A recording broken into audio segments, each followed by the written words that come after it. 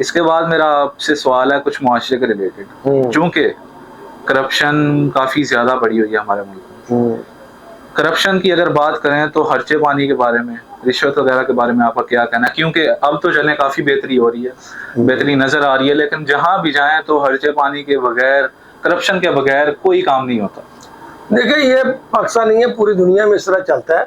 ہمارے خلاف ایک پراپوگنڈا ہے، کالی بیڑیاں ہوتی ہیں. اگر 100 بندہ ہو تو 10 میں یا 5 خراب ہوں تو 100 خراب تو ہی نہ ہو جاتا. یہ کالی بیڑیاں چند ایک ہوتی ہیں جو ملک کو، قوم کو، اسلام کو تباہ کرتی ہیں.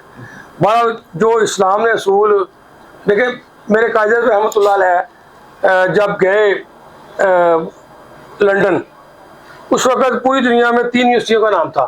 مانچسٹر کا نام تھا، آکسفورڈ کا نام تھا، کیمبرج کا نام تھا. اور قائد اعظم نے سب کو وزٹ کیا اور جا کے لنکن میں داخلہ لیا. ایک غیر معروف یونیورسٹی تھی جہاں سے بعد میں علامہ اقبال رحمۃ اللہ پی ایچ ڈی وہاں سے کی.